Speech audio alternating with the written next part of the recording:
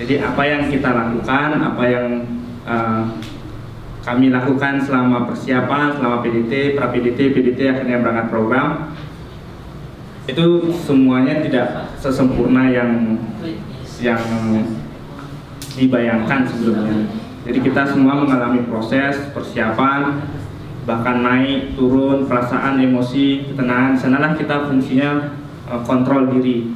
Begitu kita dipertemukan dengan teman-teman dari provinsi lain, di sanalah saatnya kita mengenali diri sendiri. Jadi yang terlibat itu tidak hanya participating unit-nya saja, tidak hanya peserta saja, tapi juga NL itu adalah bagian dari kontingen. Jadi kita mengajak ke 29 dari 28 peserta sama satu national leader untuk terlibat sebagai satu kontingen. Dan program itu terus berkembang. Apapun yang keahlian kita yang kita miliki itu benar-benar bisa, kalau kita bisa maksimalkan, ya kita bisa memberikan yang terbaik buat Indonesia. Ini saya nanti ada gambaran prosesnya dari kita jelek, bagus, tapi akhirnya kita pentas.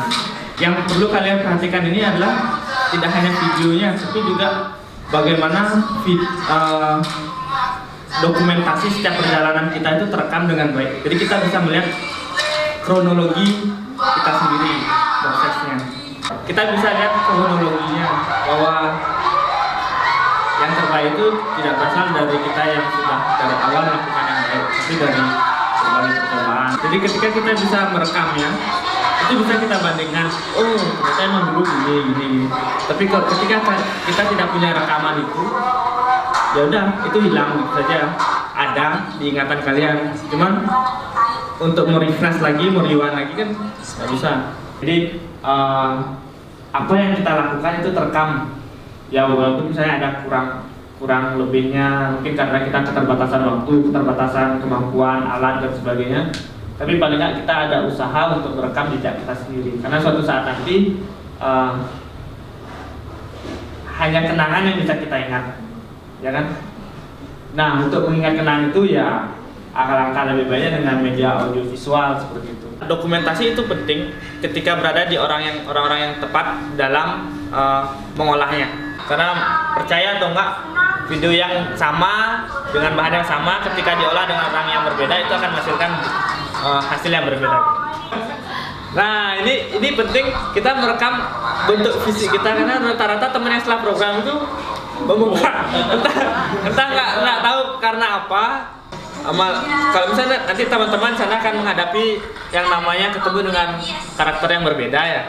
Jadi nggak apa-apa kalian terbentur gitu, nggak apa-apa kalian marahan, tapi ya udah nantinya bayan lagi. Jadi itu yang membuat kalian saling pengertian. Nih si demonnya gini, jadi kita tahu hal-hal yang kecil seperti itu. Ya si demonnya gini, ya demonnya gini gitu. Tapi kalau ketika kita nggak pernah terbenturan ya kita jalan sendiri, kita nggak akan pernah tahu karakter teman kita gitu. Dan ternyata pemikiran ini menular ke teman-teman di kontingen saya. Jadi mereka sudah terbiasa dengan kamera. Jadi begitu saya sibuk gitu apa, saya di kameranya. Jadi tanpa disuruh pun mereka saling tukar kamera. Jadi saya sampai bingung di mana kameranya. Ya udahlah, mungkin masih ada tanggung jawab seperti itu. Jadi benar-benar ini kameranya berpindah berapa kali ke orang, karena tanpa saya suruh mereka sudah berinisiatif sendiri. Kok begitu nggak ada orang yang merekam, mereka langsung inisiatif ngambil kamera. Entah dia bagian dari press, entah dia tanggung jawabnya apa, mereka nggak mikirin itu. Jadi yang penting menyelamatkan apa yang kita lakukan. Justru mereka mengerti dengan tugas sebagai press itu, walaupun mereka tidak membantu atau apa, tapi mereka mengertilah. Itu yang saya maksud. Mudah-mudahan ini juga bisa menginspirasi teman-teman sebelum berangkat. Jadi kita bisa merekam persiapan kalian dari di Bali bagaimana, terus ketika berangkat, terus ketika pulang. Saya selalu megang kamera, hampir 80% di program megang kamera. Tapi teman-teman juga punya inisiatif lain. Jadi ketika saya ngedit, oh ini ada yang ada saya juga masukin. Bukan maksudnya narsis atau apa, karena kita harus juga masuk ke dalam itu, karena kita juga terlibat. Saya juga ada loh di program itu. Jadi pertanyaan saya untuk Kak Cok dalam kesempatan kali ini adalah Bagaimana caranya merekam sebuah video atau peristiwa apabila kita hanya membawa standar alat perekaman video, jadi tanpa mic? Karena kadang-kadang yang kita rekam adalah visualnya tapi audionya tidak. Bahwa alat yang terbaik adalah alat apa yang kita punya. Begitu. Misalnya punya HP, ya alat yang terbaik untuk merekam ya HP. Jadi untuk menghasilkan suara yang lebih besar itu volumenya saya kecilkan jadi minimal sekali, karena dulu pernah pengalaman pertama itu volumenya paling besar tapi ternyata setelah didengarkan lagi nggak bisa digedein lagi gitu. Yang penting saya ngerekam kejadian itu pada saat itu, entah itu nanti suaranya mau jelek mau bagus belakangan. Karena sekarang di software editing sudah ada namanya editing suara. Jadi suara yang jelek bisa dihaluskan, diperbaiki. Tentu itu suara apa namanya, bidang yang berbeda lagi. Misalnya kita nggak bisa, ya kita bisa minta bantuan teman yang ahli. Nah, pertanyaan saya yang pertama, kalau Kak Cogong dulu apakah sempat membuat skrip atau rancang bangunnya, kira-kira akan ngambil ini nanti di samping spontanitas ketika di lapangan itu? Tidak pakai storyboard. Itu sebenarnya asal ngerekam pun juga kurang tepat bilang gitu. Jadi lebih cenderung pada momen. Jadi istilahnya rekam aja dulu sebanyak-banyaknya. Karena kadang-kadang ada sesuatu pembicaraannya dia itu yang penting gitu loh. Misalnya kita pas ngerekam A, dia mendiskusikan A, ternyata yang di kemudiannya malah lebih bagus sebenarnya untuk melengkapi skenario berikutnya misalnya. Tapi kita nggak ngerekam, ya itu kan sayang sekali. Ini bagus mas, cuman nyambung nggak dia? Nah, itu sekarang bagaimana menyambungkan itu kan perlu kebiasaan kan. Jadi untuk pemula, kalau saran saya sih rekam aja sebanyak-banyaknya. Karena kalau saya juga bukan basicnya dapat ilmu di kuliahan, teorinya secara resmi diterima enggak, tapi dari pengalaman, sharing sama teman. Kalau misalnya yang pro kan, ini cukup dia udah tahu sendiri, ini akan nyambung sini, ini akan nyambung sini. Tapi kalau menurut saya sendiri, saya merasa belum pro, saya rekam aja semua. Gitu.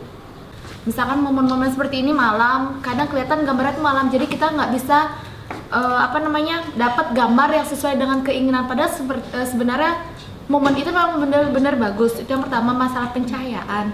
Lagi satu, rasanya waktu di Singaraja sempat mau nih kalau nggak salah ya minta tips bagaimana cara kita merekam atau memfoto sesuatu yang dimana gambar itu sudah bisa berbicara banyak hal tentang momen itu sendiri.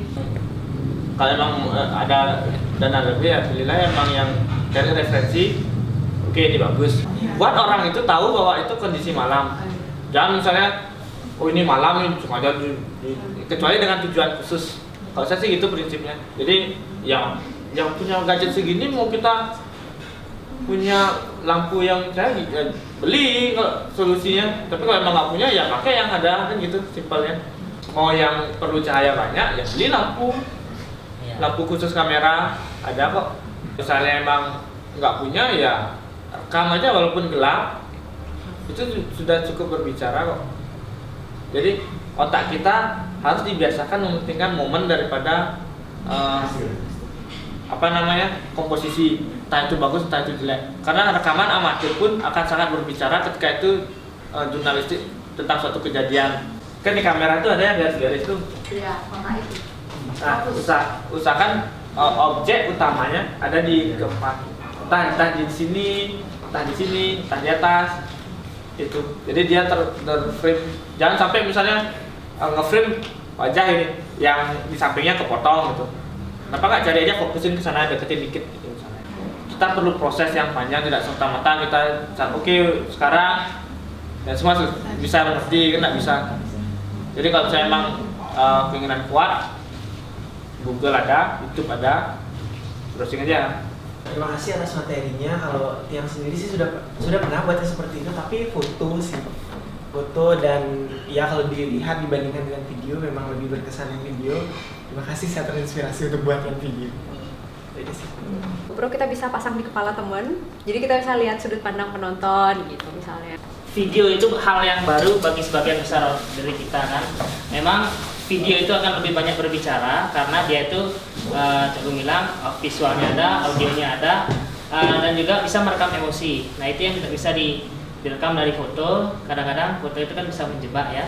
dari apa yang kita tampilkan dan apa yang sebenarnya terjadi itu kadang-kadang persepsi orang berbeda. Tapi kalau udah diperlihatkan video itu sebagian besar kita sudah tahu apa yang ingin ditampilkan. Tapi jangan lupakan bahwa selain video, foto itu juga penting karena foto itu bisa dipajang. Nah, kalau video kan nggak bisa dipajang kan, kecuali ada yang apa namanya? Digital frame itu ya. Oke, kita kalau berbicara tentang foto, kita kan mengambil momen-momen itu yang ditangkap oleh kamera. Nah, kalau video kan bisa seluruh emosinya. Cuman kalau dari foto, kita kadang-kadang ada uniknya juga, kita bisa menerka-nerka ini sedang ngapain. Nah, kita bisa melihat sesuatu itu still diam. Nah, kalau sudah diam bisa kita amati dengan seksama.